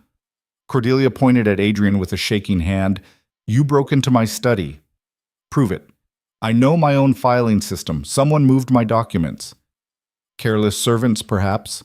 Adrian's voice was calm. "You should speak to Mrs. Thornberry about better training." Cordelia's laugh was jagged. "You think you're clever. You think you can steal evidence and destroy my plans. But you're forgetting something." "What's that?" "I have copies, multiple copies, hidden in places you'll never find." Her smile was terrible. "You can steal all you want, Adrian. It won't save you." "Maybe not, but it will expose you." "Expose me?" Cordelia laughed again. "For what? Revealing the truth about your family's corruption? I'm performing a public service." "You're performing a revenge fantasy," Lydia said quietly, "because he didn't marry you." Cordelia's eyes swung to her, vicious. "You know nothing about my relationship with Adrian. I know you've spent 3 years making everyone around him miserable because you couldn't accept rejection." Lydia stepped forward. "I know you're using my father's death as a weapon. I know you don't care about truth or justice. You just want to hurt Adrian any way you can." "How dare you?" "I dare because I have nothing left to lose." Lydia's voice rose. "You've already ruined me once. You think I'm afraid of you doing it again?" Cordelia's expression shifted, surprise, then calculation. "You've grown a spine. How interesting. I always had one. I just didn't need to use it until now." "Well," Cordelia smoothed her dress, "this has been enlightening, but it changes nothing. I'm presenting my evidence to Parliament tomorrow morning. By noon, everyone in London will know the truth about the Blackthorns." "And about you," Adrian said softly. Cordelia frowned. "What?" "The evidence you stole. How did you get it, Cordelia? Did you forge it, bribe someone, break into the Treasury archives yourself?" Adrian's smile was cold. "Because I'm quite certain it wasn't obtained legally." Cordelia's face went rigid. "That's irrelevant." "Is it? Because Parliament takes a dim view of illegally obtained evidence, especially when it's being used for personal vendettas. You can't prove. I don't need to prove anything. I just need to raise the question, plant the seed of doubt." Adrian stepped closer. Your evidence becomes suspect. My confession becomes redemptive. And you become the villain in a story about a family trying to make amends. Cordelia stared at him. You wouldn't. Try me. The silence stretched taut as wire. Then Helena spoke from the doorway, voice quiet but clear. She bribed a treasury clerk, Thomas Marsh. I have the receipts. Everyone turned to stare at her. Cordelia's face went white. Helena, what are you? I'm tired, Cordelia. Helena's voice was steady. Tired of being your weapon. Tired of watching you destroy people for sport. Tired of being afraid. You're my companion. You work for me. I worked for you, past tense. Helena pulled an envelope from her pocket and handed it to Adrian. Financial records, correspondence, everything you need to prove she obtained the evidence illegally. Cordelia looked like she'd been struck. You betrayed me. Well, you betrayed yourself years ago. I just finally stopped enabling it. Cordelia's expression cycled through shock, rage, then something approaching panic. She looked at Adrian, at Lydia, at Helena. Then she drew herself up, dignity gathering like armor. Fine. You win. This round. Her voice was ice. But don't think this is over. I have friends, influence, resources you can't imagine. So do I, Adrian said. The difference is, I'm willing to use them honestly. Cordelia swept out, shoulders rigid with fury. Helena sagged against the doorframe like a puppet with cut strings. Lydia moved to her. Are you all right? No, but I will be. Helena managed a weak smile. That was terrifying. That was brave, Lydia corrected. Same thing. Adrian was examining the envelope Helena had given him. This is extensive. Where did you get all this? I've been collecting it for months. Insurance, originally, in case Cordelia turned on me. Helena's voice was quiet. Then I met you, Miss Ashcroft. Saw you stand up to her, and I realized insurance could become ammunition. Why help us? Because someone should. Because Cordelia's cruelty has gone unchecked for too long. Because... Helena paused. Because I'm tired of being afraid. Adrian nodded slowly. You'll need employment, a reference. I have savings. I'll manage. I'm offering employment, here, as Lydia's companion, actual companion, not weapon. Both women stared at him. Lydia found her voice first. I don't need a companion. You need an ally, someone who understands this world, who can help you navigate what comes next. Adrian's eyes met hers. Unless you're planning to disappear after 3 weeks? The question hung between them. Lydia had been planning exactly that. Finish the arrangement, take her cleared name, and vanish into a quiet life somewhere far from all this. But looking at Helena, at someone who'd just sacrificed everything to do the right thing, and at Adrian, who was risking his entire political future to honor a debt, maybe disappearing wasn't the right answer. I haven't decided yet, Lydia said carefully. Fair enough. Adrian returned his attention to Helena. The offer stands regardless. Think about it. Helena nodded, still looking dazed. Lydia walked to the window, looking out at the dark grounds. Her reflection stared back. A woman in an expensive dress, standing in a duke's study, discussing political maneuvers like she belonged here. When had that happened? When had she stopped feeling like an imposter? What's the plan now? She asked. For Parliament. We present everything. Tomorrow morning. Full disclosure. My father's crimes, your father's coercion, Cordelia's illegal evidence gathering. Let them see the whole truth. That's a risk. Everything worth doing is a risk. Lydia turned to face him. And if they turn on you anyway? If honesty isn't enough? Then I'll have tried. That's more than my father ever did. There was something in his voice. Not quite hope, but close. A kind of weary determination. I'll come with you, Lydia said. To Parliament. Adrian frowned. That's not necessary. Yes, it is. If you're clearing my father's name, I should be there. I deserve to be there. It'll be brutal. They'll ask questions, personal ones. Let them ask. I'm done hiding. Adrian studied her face for a long moment. Then he nodded. All right, but if it gets too much, it won't. You don't know that. Neither do you. His mouth twitched, almost a smile. You're stubborn. I learned from watching you. This time he actually did smile. Small, brief, but real. It transformed his face, made him look younger, almost vulnerable. Lydia's chest tightened.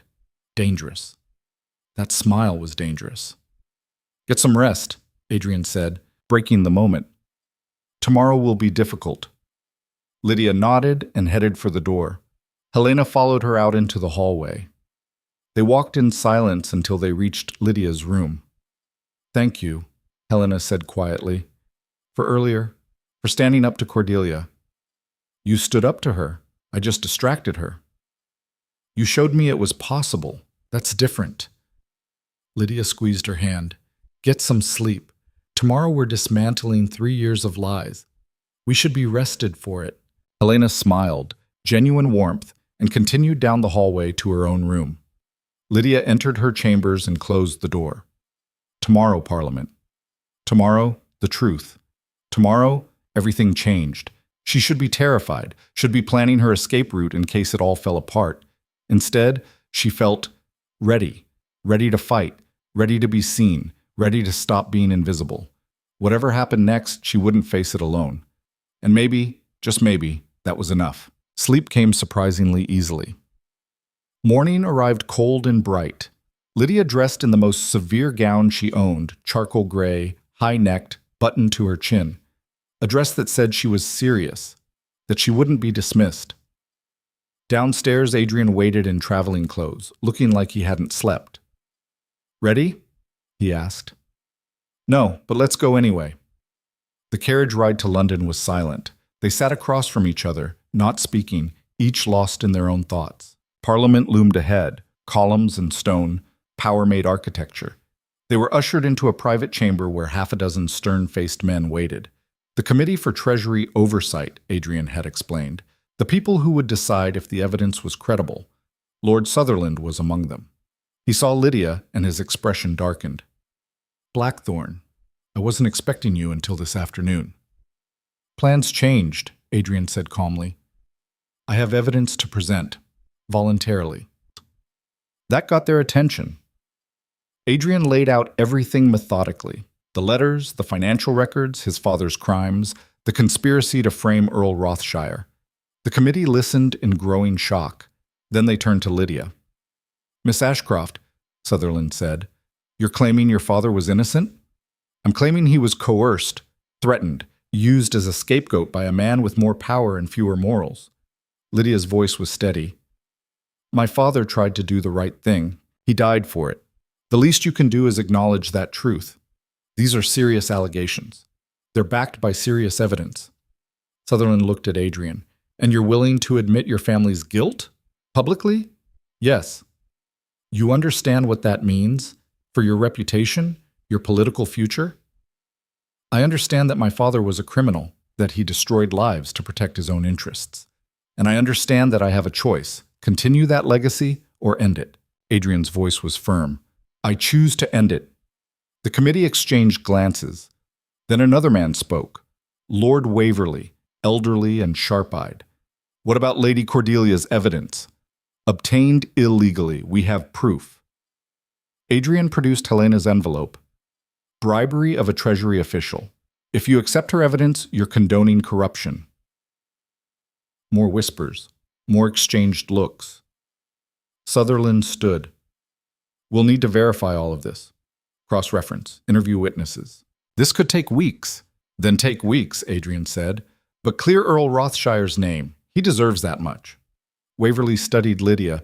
What do you want from this, Miss Ashcroft? Justice. Recognition that my father wasn't a villain, he was a victim. She paused. And an apology wouldn't hurt. Waverley's mouth twitched. Might have been a smile. We'll deliberate, he said. You'll have our decision within the week. It wasn't victory, not yet. But it was a chance. Outside, on the Parliament steps, Lydia finally let herself breathe. That was terrifying, Adrian offered. I was going to say liberating, But terrifying works too. He looked at her, expression unreadable in the bright morning light. You were remarkable in there. I was honest. Apparently that's remarkable in politics. It is. They stood in silence, watching London move around them. Carriages, pedestrians, the machinery of empire grinding forward. What happens now? Lydia asked. We wait. Hope they do the right thing. And if they don't, then we tried. That's more than most people can say. Lydia turned to face him fully. Thank you for this, for all of it. Don't thank me yet. We haven't won. No, but we're fighting. That's something.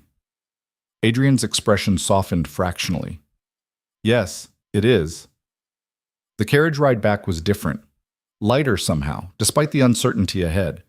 They'd done it, told the truth, put everything on the table. Whatever came next, they'd face it with clear consciences. That evening, news arrived via messenger. The committee had made a preliminary decision. Adrian read the letter once, then looked at Lydia. They're clearing your father's name. Conditional on further investigation, but the preliminary finding is coercion and conspiracy by the late Duke of Ravencross. Lydia's knees went weak. They believed us. They believed the evidence. Waverley apparently despised my father. He was happy to posthumously destroy his reputation. And you, your political support? Damaged, possibly destroyed. We'll see how the vote goes. Adrian's voice was calm. But your father's reputation is restored. That was the important part. Lydia sank into a chair, emotions crashing over her in waves. Relief, grief, vindication, loss. Her father had been telling the truth all along, and now everyone would know it. Are you all right? Adrian asked. I don't know. Ask me in a week. He nodded. Fair enough. They sat in silence for a while, the enormity of it settling around them. Finally, Adrian said, The 3 weeks are almost up. Lydia looked up. Right, the arrangement, the deal. So they are. You're free to go. I'll make sure you have references, money, whatever you need to start fresh. And if I don't want to go? The question surprised them both. Adrian's expression flickered. What? What if I stayed, not as a fake duchess, as... Lydia struggled for words. As someone who actually wants to be here. Why would you want that? Because I've spent 2 years being invisible, and the last few weeks being seen, being useful, being part of something that matters. She met his eyes. Because maybe I'm tired of running. Adrian stared at her. Lydia, I'm not offering romance. I'm not offering marriage or love or any of the things. I know what you're not offering. I'm asking what you are offering. He was quiet for a long moment. Then, partnership, honesty. A place where your intelligence is valued instead of buried. A chance to fix things instead of just surviving them. That sounds better than romance anyway. Does it? Romance is temporary. Partnership lasts. Adrian's mouth curved into something approaching a real smile. You're remarkable. You've said that before. I'll probably say it again. Lydia stood and crossed to where he sat, held out her hand. So, partners? Adrian looked at her hand, then her face. Then he took it. Partners. His grip was warm, firm, steady. His grip was warm, firm, steady. For a moment, neither of them moved, just stood there holding hands in the study like they were sealing something more binding than their original deal had ever been. Then Adrian pulled back, clearing his throat. You should know what you're agreeing to. Partnership here isn't simple. Nothing about you is simple. I mean it, Lydia. Cordelia won't give up. The vote's still uncertain. Half of London society thinks I'm either brilliant or insane for confessing my father's crimes. The other half just thinks I'm a traitor to my class. Good thing I never cared what London society thinks. You will when they start whispering about you again, when they question why you're still here, when they assume... He stopped. Assume what? That I'm your mistress? Your charity case? Your political prop? Lydia's voice was steady. Let them assume. I know what I am. That's enough. Adrian studied her face. What are you then? Someone who's done running. Someone who wants to build something instead of just surviving. She paused. Someone who might actually like you, despite considerable evidence that I shouldn't. His mouth twitched. Might. I'm still deciding. Fair. They were interrupted by a knock. Mrs. Thornberry entered, expression carefully neutral.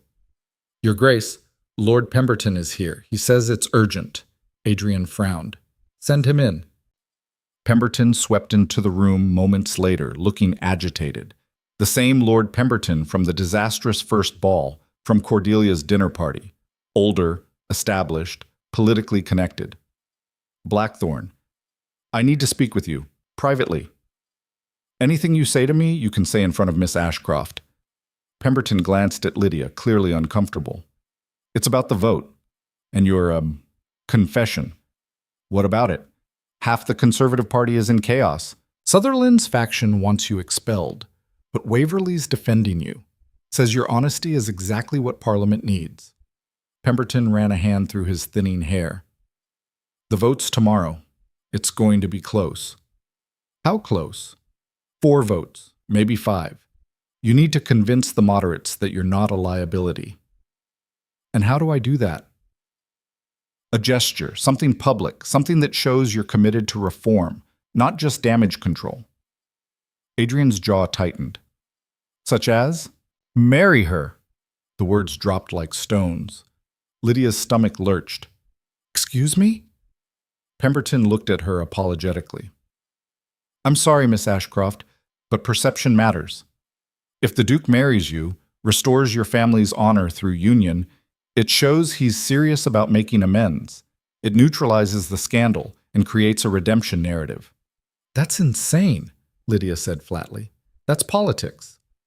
Pemberton turned back to Adrian. You need those votes, Blackthorn. This gives you them. No. Both men looked at Adrian. No, he repeated. I won't manipulate Lydia like that. She's not a political tool.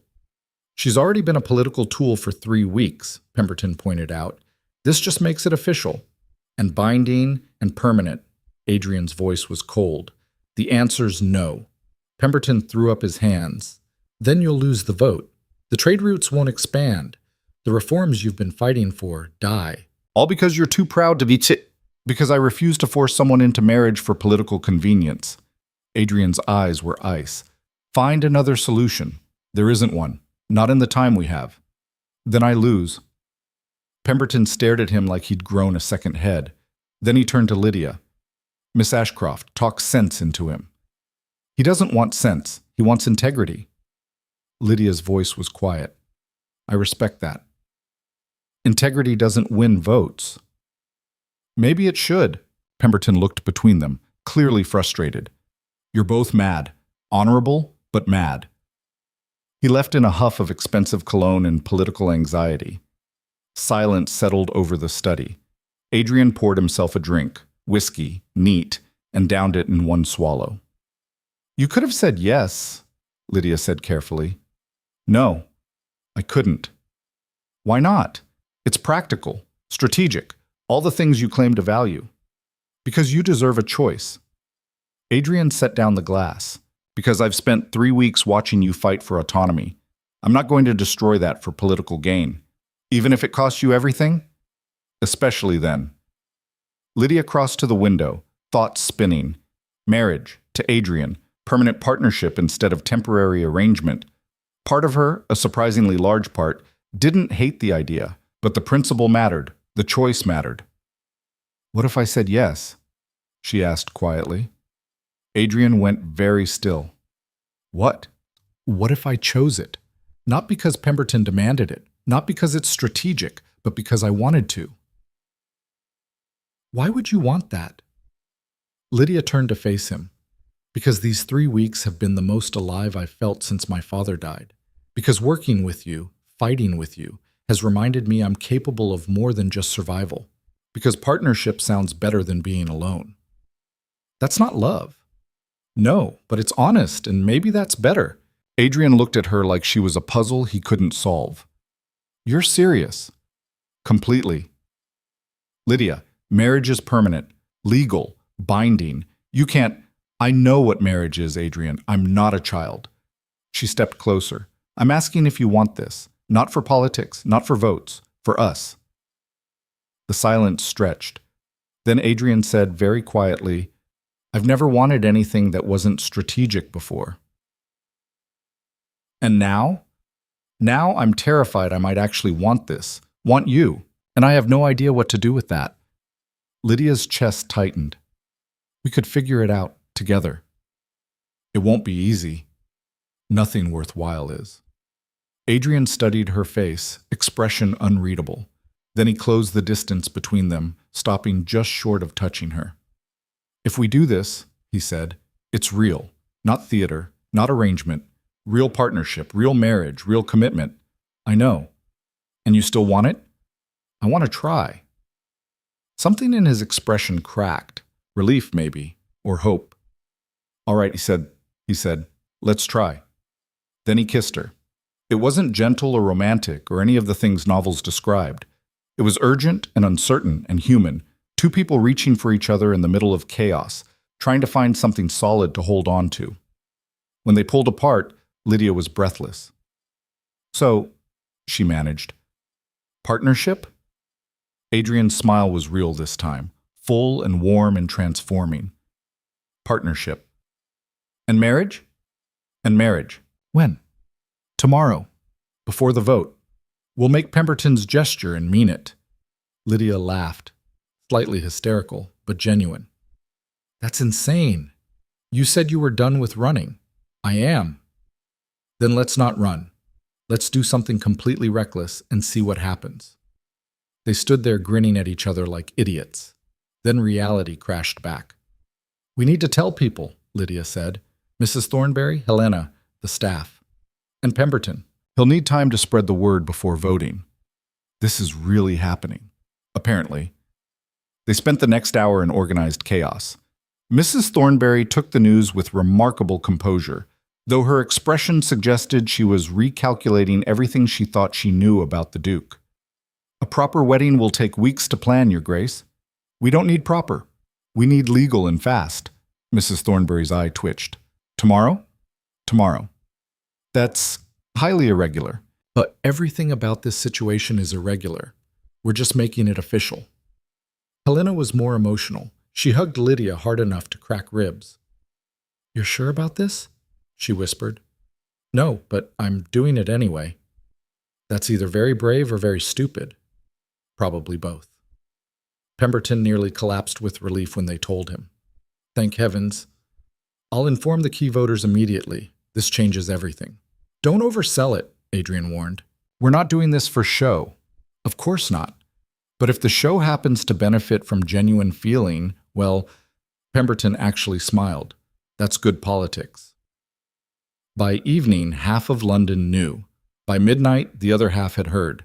The wedding was scheduled for 10 in the morning at the estate's private chapel, small, intimate, witnessed by staff and a handful of carefully selected guests. Lydia barely slept. She lay awake staring at the ceiling, wondering if she'd lost her mind. Marriage. Tomorrow. To a man she'd known for 3 weeks. A man who was ruthless and calculating and occasionally cruel, but also honest and protective and capable of surprising gentleness. A man who'd risked everything to clear her father's name. A man who'd refused to force her into marriage even when it would have saved him. Maybe that was enough. Maybe perfect wasn't required. Maybe messy and honest and trying was sufficient. Morning arrived with pale sunlight and paralyzing nerves. Miss Perry had worked through the night on a wedding dress. Cream silk, simple lines, nothing like the elaborate confections most brides wore. It was elegant and understated and perfect. Lydia stood in front of the mirror and barely recognized herself. She looked like someone who belonged here, someone with purpose and presence and power, someone who'd stopped apologizing for existing. Helena helped with the final touches, hair pinned up, her mother's fake pearls at her throat. You look beautiful, Helena said softly. I look terrified. Same thing. They walked together to the chapel. It was small and old, stone walls covered in ivy, stained glass windows casting colored light across wooden pews. Maybe 20 people waited inside, Mrs. Thornberry in the front row, looking almost approving.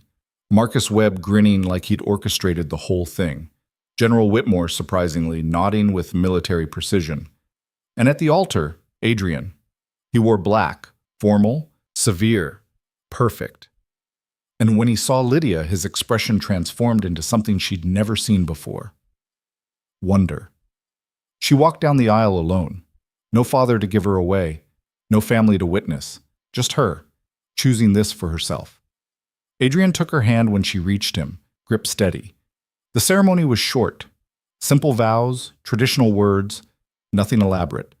But when the officiant said, "You may kiss your bride," and Adrian leaned in, the kiss felt like a promise, not of perfection, not of easy happiness, but of partnership, of honesty, of two broken people choosing to be broken together instead of separately. When they pulled apart, Lydia was crying. "All right," Adrian murmured, terrified. "Me too." "Good. Let's be terrified together." His smile was soft. "Deal." They turned to face their small audience as husband and wife. The applause was genuine, if sparse. Outside, a carriage waited to take them to Parliament. The vote was at noon, barely an hour away. They rode in silence, hands clasped between them. At Parliament, news of the marriage had already spread. Whispers followed them through the corridors. Some approving, some scandalized, all interested. Pemberton met them at the entrance to the chamber. "The moderates are pleased. Waverley's positively gleeful. Sutherland looks like he swallowed glass." He glanced at their joined hands. "This actually worked." "We'll see," Adrian said. They took their seats in the gallery. Lydia wasn't allowed on the floor. Women never were, but she could watch from above. The debate was vicious. Sutherland argued that Adrian's confession made him unfit for leadership, that expanding trade routes under such circumstances would disgrace Parliament. Waverley countered that honesty was rare in politics, that Adrian's willingness to expose his family's crimes showed integrity worth supporting. The arguments went back and forth for what felt like hours. Then the vote was called. Members filed through, eyes to the right, nose to the left. Lydia held her breath, counting silently. It was close. Impossibly close. The tally was announced. Ayes, 73, noes, 68. 5 votes. Adrian had won by 5 votes. The chamber erupted in mixed reactions, cheers from supporters, angry muttering from opponents. Adrian sat very still, expression carefully neutral. Then he looked up at the gallery, found Lydia, and smiled. They left Parliament to a swarm of reporters and curious onlookers. Questions shouted from every direction. "Your Grace, is it true you married this morning?" "Duke Blackthorne, how do you respond to critics?" "Miss Ashcroft, sorry, Duchess. How does it feel to—" Adrian cut through it all, voice carrying over the noise. "My wife and I won't be taking questions, but I will make one statement." He waited for silence. "My father committed crimes. He used his power to hurt innocent people. Earl Rothshire was one of those people. I've spent the last 3 years trying to make amends for damage I didn't cause but benefited from. Today's vote isn't a victory, it's an opportunity to do better, to be better, to prove that honesty and integrity can exist in politics." He paused. "My marriage to Duchess Lydia isn't political strategy. It's not damage control, it's a choice, hers and mine, to build something better than what our fathers left us, to create a partnership based on honesty instead of manipulation, to prove that broken things can be repaired if you're willing to do the work." Lydia's throat tightened. Adrian looked at her. "I'm not a good man, but I'm trying to be a better one, and she's the reason I think I might actually succeed." The reporters exploded with follow-up questions, but Adrian was already moving, guiding Lydia toward their carriage. Inside, away from the noise, Lydia finally breathed. "That was quite a speech. I meant every word. I know, that's what scared me." Adrian laughed, genuine and warm. "Scared you? You're the terrifying one." "How so?" "You make me want to be honest. That's the most dangerous thing anyone's ever done to me." Lydia leaned against his shoulder. "Sorry?" "Don't be." They rode back to the estate in comfortable silence. That evening, they hosted a small dinner, just Marcus, Helena, General Whitmore, and Pemberton. Nothing elaborate, no performance, just people who'd become something approaching friends. Marcus raised his glass. To the Duke and Duchess, may your partnership be profitable, your honesty be bearable, and your marriage be marginally less disastrous than anyone expects. Inspiring, Adrian said dryly. I do my best. They drank, laughed, talked about politics and reform and future plans. Lydia watched Adrian across the table, saw him relax incrementally, saw the mask slip just enough to reveal the human underneath. This was real. Actually real. After dinner, Adrian led Lydia to his study.